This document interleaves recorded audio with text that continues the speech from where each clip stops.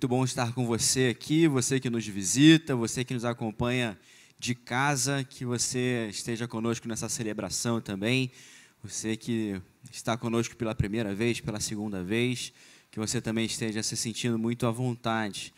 Eu gosto muito quando algumas coisas acontecem, eu não combinei, nem falei com a Jussara que eu ia pregar, mas o título do esboço está Amar a Deus. Deus conduz as nossas vidas, Deus está aqui no nosso meio e certamente quer falar ao seu coração. Assim que casei, eu fui morar ali no Maracanã, bem em frente ao estádio mesmo, né? Eu ficava a uma quadra do estádio e a gente pegou uma época muito triste da história do Brasil em que o Flamengo estava sendo campeão da Libertadores. Ainda tá, né? O pessoal, a gente veio aqui para dar boa notícia e o pessoal vem dar má notícia. E era aquela época de 2019 e estava na época das finais e a Dani virou para mim e falou: André, por que você não é flamenguista? Você vê que o inimigo é articulado.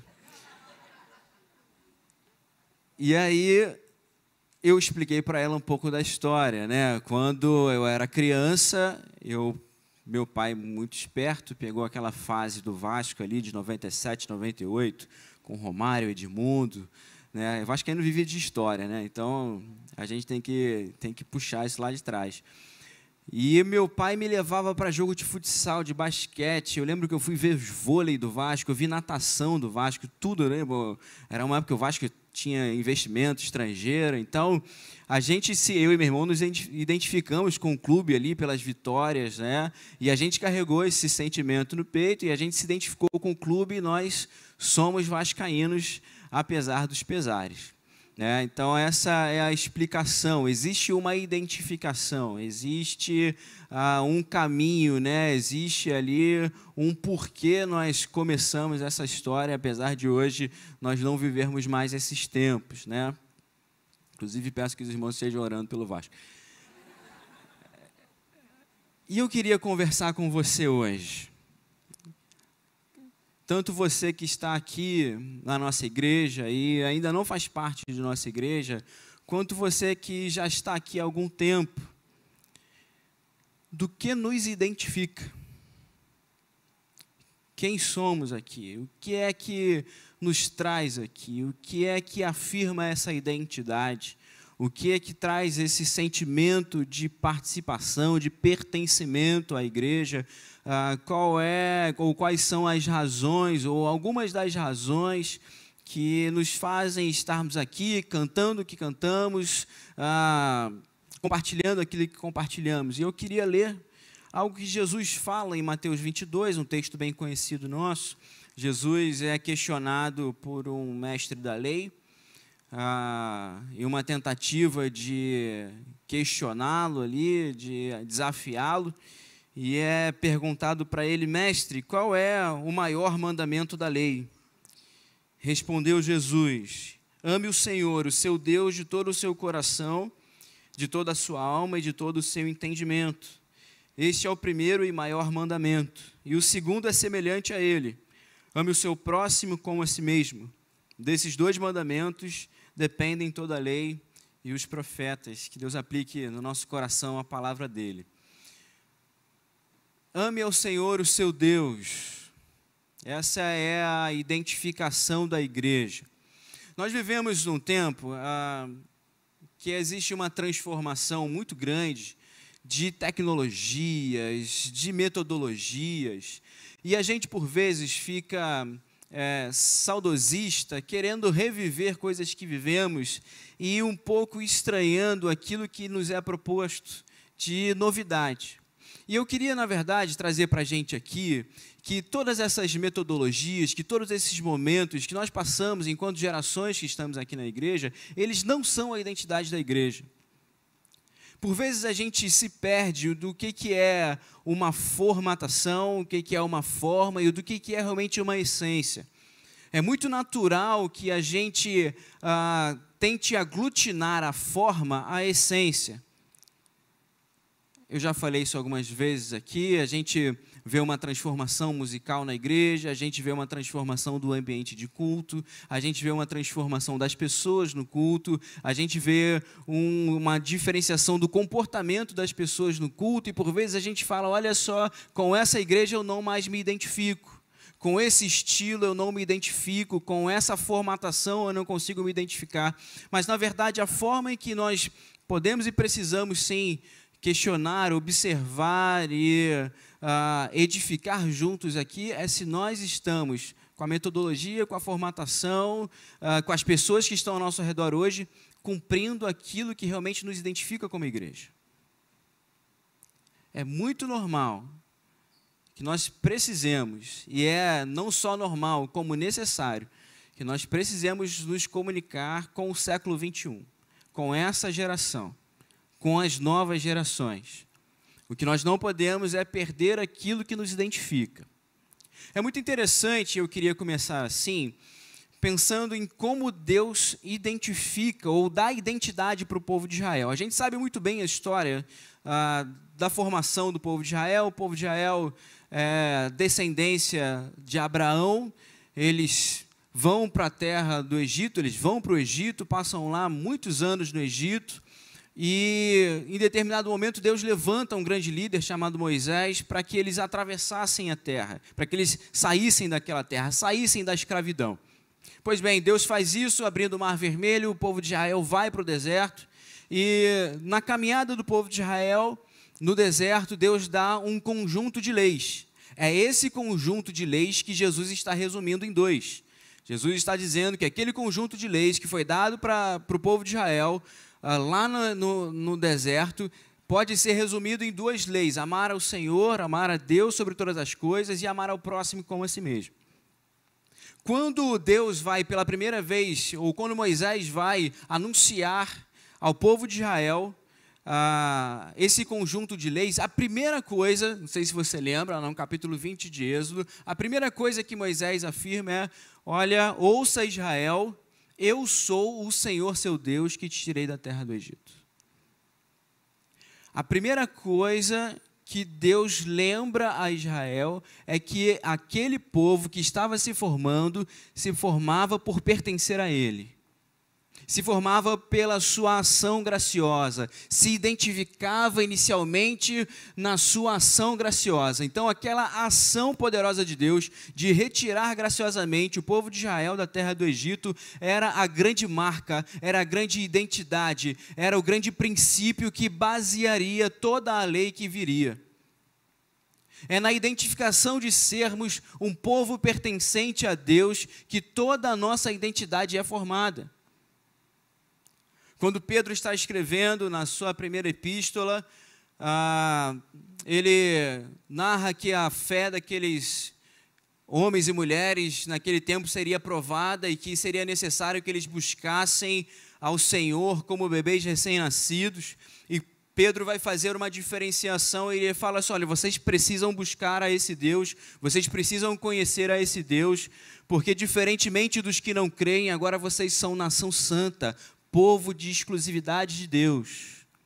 A busca, o porquê da busca, o porquê da necessidade de conhecimento de Deus, a disponibilidade do povo querer conhecer mais a Deus, não estava em si no cumprimento de regras religiosas, mas estava numa diferenciação. Nós que nos identificamos com a obra graciosa de Cristo, pertencemos a Deus e por isso precisamos conhecê-lo e precisamos desenvolver um relacionamento com Ele. Quando Jesus está aqui resumindo a lei, Ele está dizendo para a gente que no nosso fazer religioso, nós não estamos nos encontrando com nós mesmos. Eu tenho dito para os jovens que existem algumas diferenças da espiritualidade cristã para a espiritualidade desse tempo. Boa parte da ideia da espiritualidade desse tempo é o encontro consigo mesmo, muito influenciado pelas religiões, pela espiritualidade oriental. Quando a gente pega boa parte das espiritualidades, das religiões orientais, A ênfase é num esvaziamento momentâneo do contexto. A gente tem em Cristo a ideia de um esvaziamento de quem somos, da nossa essência, da nossa tendência ao pecado. Enquanto na ideia das religiões orientais, o esvaziamento é do contexto, uma negação das dores do mundo, uma negação das dificuldades, uma negação de que existem coisas difíceis e desafios que acontecem na vida, e quando, teoricamente, a gente consegue abstrair esses desafios, é que nós nos encontramos com a divindade. E eu tenho dito que, na verdade, essa ideia é mais um encontro comigo mesmo do que um encontro com Deus. Por isso, eu sempre digo que a ênfase da nossa espiritualidade, ela não é em si uma experiência sentimental, ela não é uma experiência sensorial. A gente tem hoje a ideia do que eu preciso ir para o culto e me arrepiar, eu preciso ir para o culto e eu preciso sentir algo, eu preciso que uma energia vibre em mim.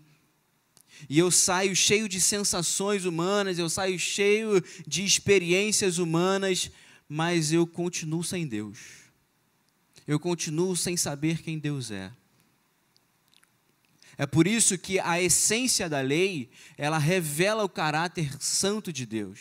O objetivo da lei, o objetivo da Bíblia é revelar o caráter de Deus, é eu conhecer quem Deus é eu entender quem é esse Deus que eu adoro, é eu entender quem é esse Deus que eu anuncio, é eu descobrir que esse Deus é um Deus amoroso, é um Deus misericordioso, é um Deus que é gracioso, que se relaciona conosco, esse Deus que não é apenas uma energia que se move no cosmos, não é uma energia impessoal, mas é um Deus pessoal que fala e que se revela a gente. É com base nisso que Jesus que Jesus começa o seu ministério. Ao anunciar para os discípulos, ou ao começar o seu relacionamento com os discípulos, Jesus fala sobre uma nova caminhada a partir da identificação com Ele. Então, quando nós lemos lá em Mateus capítulo 5, as bem-aventuranças, e a gente pode lembrar que a ideia da bem-aventurança é aquele que está a caminho da felicidade. Ou seja, vocês que hoje se propõem a caminhar comigo, vocês que hoje se propõem a me conhecer, a me tornar mestre e senhor da vida de vocês, mesmo que vocês sejam aqueles que choram no mundo, vocês sabem que vocês estão a caminho da felicidade.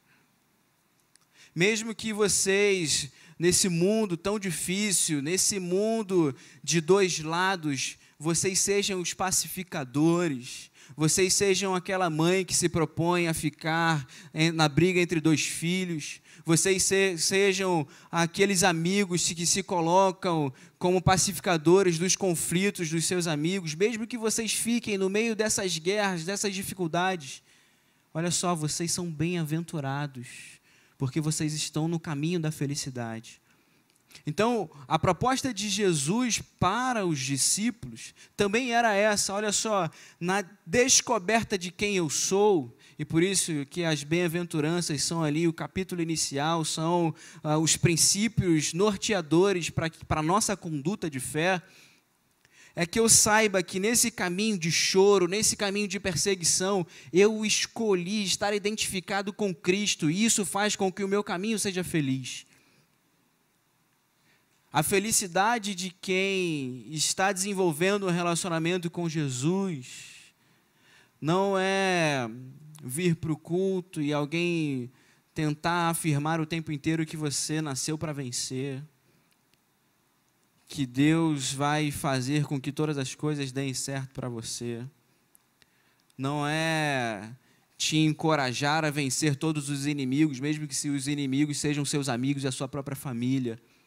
Não é reforçar a tua individualidade, o seu egoísmo e a sua ganância. O mais interessante ainda, falando sobre ganância, quando Jesus vai ensinar os discípulos, no capítulo 6 de Mateus, sobre dinheiro, sobre como lidar com o dinheiro, Jesus fala que a identificação da divindade está atrelada ao coração do discípulo. E ele diz, olha só, é impossível você servir a dois senhores. Ou você servirá a Mamon, ou você servirá a Deus. Ou você se infiltrará na sua ganância e vai terminar os seus dias buscando acumular recursos na terra, ou você vai entrar nesse caminho da felicidade e vai descobrir nos relacionamentos da sua vida a grande alegria e as grandes vitórias que Deus separou para você. Mas eu queria também falar sobre viver esse mandamento. Jesus, ele diz que existem dois. E esses dois se completam e são indissociáveis. Esses dois, eles não são vividos de maneira separada. 1 João diz, se você diz que ama a Deus, que você não vê, mas não ama o seu irmão a quem você vê, você é mentiroso. E é por isso que esses mandamentos são vividos em conjunto. E eu sempre digo que só dá para viver o segundo se eu viver o primeiro, se eu tiver consciência do primeiro. Então a primeira coisa que eu queria reafirmar é que essa identificação, que essa identidade, ela não está na formatação, ela não está no contexto, ela não está nas pessoas que estão hoje aqui, porque as pessoas passam, as pessoas mudam, os tempos passam, os tempos mudam, a cultura muda, a música muda, mas a essência fica porque nós estamos identificados em Deus. Mas esse amor a Deus, essa referenciação a Deus, quando Deus fala para o povo de Israel, olha só, ouça Israel, eu sou o Senhor seu Deus, que te tirei da terra do Egito, por isso vocês não vão servir a outros deuses, vocês não vão adorar a outras imagens, e Deus dá uma sequência de 4 mandamentos vinculados ao relacionamento com Ele. Deus encerra esses mandamentos e começa mandamentos relacionados às nossas relações. Honra seu pai e sua mãe. Se você está identificado comigo e se você reconhece que eu sou o Senhor, o seu Deus, honre seu pai e sua mãe. Não cobice o que é do outro, não roube, não mate, não adultere. Essa relação de identidade com Deus me leva a esse caminho da felicidade de construir uma sociedade pautada num relacionamento de um Deus que quer satisfazer tanto o meu coração, que me dá condições de na caminhada, mesmo estando em relacionamentos difíceis, mesmo tendo conflitos e contrariedades, eu consiga conviver e amar o meu próximo. Essa é a identificação da igreja. A igreja se identifica com a certeza da obra graciosa de Jesus e com a completude dessa transformação de vida que me faz olhar para o outro e chamar de irmão, que me faz olhar para as pessoas e querer servi-las, que me faz olhar para o meu salário, que me faz olhar para as minhas finanças e falar, isso aqui não é só meu, isso aqui é da minha comunidade. Que me faz olhar para o meu tempo e me faz olhar, olha, esse tempo não é só meu, esse tempo é da minha comunidade, esse tempo também é das pessoas. Que me faz olhar para todos os recursos que eu tenho intelectuais, para os talentos que eu desenvolvi ao longo da vida, para as coisas que eu busco para a minha família e olhar, eu quero isso para o outro. Eu não quero isso só para mim. Nós nos identificamos com esse Cristo. Nós podemos viver isso de várias metodologias, de várias formas, nós podemos viver isso em vários tempos, mas o que a igreja de Jesus foi chamada a viver é essa identificação com a obra graciosa dele, para que a nossa existência, a nossa vida, a nossa prática fosse pautada em um relacionamento vivo e amoroso com as pessoas. A gente, às vezes, tem formas tão abstratas de reconhecer ou validar ou avaliar a nossa fé. Nós, às vezes, avaliamos espiritualidade ou a nossa espiritualidade pelas métricas efêmeras do culto. Se eu senti ou não senti algo no culto. Nós avaliamos a nossa espiritualidade pela quantidade de métricas religiosas que nós cumprimos. Nós, por vezes, avaliamos a nossa vida através de costumes e usos e costumes que nós adquirimos, formatações religiosas que foram parte ou que fazem parte da nossa cultura. Mas eu queria que a gente hoje, diante de Jesus, pudesse avaliar a nossa vida de outra forma. Você se identifica com esse Deus? Você acredita e confia que Jesus Cristo pagou o preço na cruz do Calvário pelos seus pecados e te deu vida e vida abundante? Que aquela obra graciosa, ela não é somente uma justificação, mas ela é uma transformação para a sua vida? A avaliação que eu queria que a gente fizesse juntos hoje como igreja é: o que temos feito com o nosso tempo? O que temos feito com os nossos recursos? O que temos feito com a nossa animosidade para a vida do outro? O que temos feito com a nossa disponibilidade para o outro?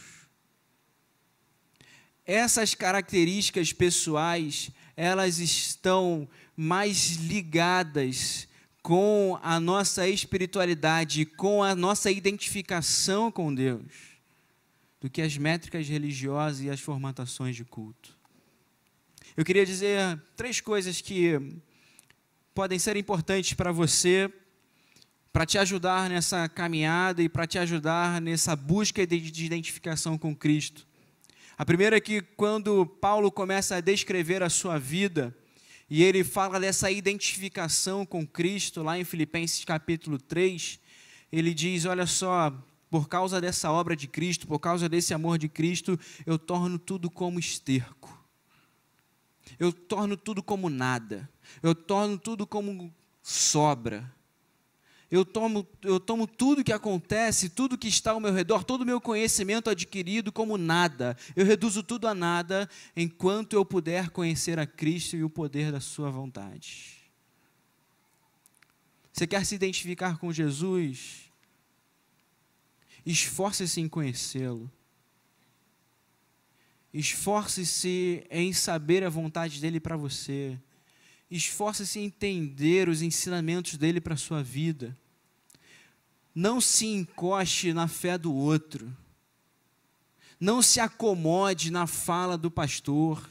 Não se acomode na fala do seu amigo que parece ser mais espiritual. Não se acomode na métrica dominical. Conheça Jesus, faça com que as outras coisas sejam secundárias, para que essa obra de Jesus realmente seja a sua grande identidade. Faça com que a vida de Jesus realmente ilumine a sua vida no seu trabalho, ilumine a sua vida na sua família, ilumine a sua vida aqui na igreja. Assim como o próprio Cristo falou, se você quer se identificar com Jesus, se você se identifica nessa cruz, Jesus diz para a mulher samaritana que o Pai busca aqueles que o adoram em espírito e em verdade. E aqui algo que é bem precioso para a gente, acredito. A gente, por vezes, acredita que a grande espiritualidade é uma ação mais piedosa no culto, uma ação mais piedosa em casa. E também, faz parte, nós somos seres biológicos, formados do pó da terra, e somos seres espirituais, soprados por Deus. Gênesis fala que nós somos seres viventes assim, formados do pó e cheios do sopro de vida de Deus. Nós temos sim essa nossa vida espiritual, nós temos sim esse contato espiritual, nós temos sim esse desejo de adorar, de cantar, de orar, de ter esse contato com Deus de uma forma mais preciosa. Jesus mesmo ensina isso. Mas eu queria te dizer também que Ele nos convida a adorar em espírito e em verdade. Nós adoramos no Espírito aqui para que durante a semana essa verdade esteja expressa nos nossos atos. Nós adoramos a Deus quando nós saímos daqui e espalhamos graça nos lugares que estamos. Você adora a Deus no seu condomínio quando você dá bom dia para o porteiro. Você adora a Deus na segunda-feira amanhã. Todo dia, gente, eu encontro às 5 horas da manhã o mesmo casal descendo quando eu estou indo trabalhar. E é sempre a mesma conversa, bom dia e nada mais. E Deus tem me incomodado há algum tempo de falar algo a mais, de ter um tempo a mais. Sabe, e aí fazendo um pequeno parênteses aqui, eu tenho sentido falta e eu tenho percebido que por vezes a gente acha que a vida está acontecendo mais quando estamos na rede social do que quando estamos no nosso dia a dia, nesses encontros corriqueiros da vida, esses encontros não marcados da vida. E você encontra todo dia com o seu porteiro, com o seu amigo, com segurança do shopping, com segurança do seu trabalho, com as pessoas do seu trabalho, e as conversas elas são tão limitadas, elas são tão apressadas. E eu acho que algo que o povo de Deus pode fazer de diferente nesse mundo hoje é ter tempo para ouvir as pessoas. Eu não sei se você se sente ouvido, mas talvez uma das grandes carências da humanidade hoje é ter a certeza de que foi ouvido. Ouvir um monte de teoria, ouvir um monte de discussão, eu sei que você está ouvindo por aí, mas ter tempo, alguém dedicar tempo para te ouvir, é uma obra graciosa que você pode fazer. Então, se essa identificação ela é realmente cara para você, eu quero te convidar a dedicar tempo em conhecer a Jesus, mas eu quero fazer com que você também tenha tempo para adorar. Adorá-lo aqui no santuário, adorá-lo aqui no meio da igreja, mas adorá-lo também no seu dia. E por último, a nossa fé também ela não é abstrata. Todo o resumo daquela lei, ela é resumida em amar o próximo, porque ela levava o povo de Israel a não ter uma vida centrada em si. Todo o ensino de Jesus diz isso, olha só, aquele que me ama, obedece aos meus mandamentos. Então, se você se identifica com Jesus, você o conhece, você o adora e você o obedece. Eu não sei qual é a formatação de igreja que você foi acostumado. Eu não sei qual é a formatação de culto que você foi acostumado ou acostumada. Eu não sei qual é a forma que você mais sente a presença de Deus. Eu não sei qual é a tradição religiosa que você veio. Mas eu sei que a palavra de Deus nos afirma que em Cristo nós vemos a imagem do Deus vivo. Ninguém jamais viu a Deus, mas o Filho unigênito o revelou. Nós acreditamos que Jesus Cristo nos revelou a presença de um Deus que é gracioso e que é amoroso. Um Deus que provou esse amor e que manifestou essa graça ao enviar Jesus Cristo para pagar o preço pelos nossos pecados. E esse Cristo nos convidou a nos identificarmos com Ele, a carregarmos a nossa cruz e a segui-lo. Seja qual for o tempo, no século XX, no século XXI, em 97, quando o Vasco era campeão, em 2022, nós somos chamados a nos identificarmos com o mesmo Cristo, a termos a nossa identidade em Jesus, a termos a nossa métrica em Jesus, a fazermos dele o alvo da nossa fé. Tudo o que nós cantamos e falamos é identificado nisso, na certeza de uma obra graciosa e na certeza de que os seus mandamentos não são pesados e nos levam a um caminho que nos fará mais felizes, que nos mostrará a glória dele. Eu quero te convidar nessa noite a fechar os seus olhos. Eu queria muito que você olhasse para dentro de si agora, mas eu não queria que você olhasse para dentro de si para se enxergar. Eu queria que você olhasse para dentro de si e ver o quanto de Deus tem no seu coração.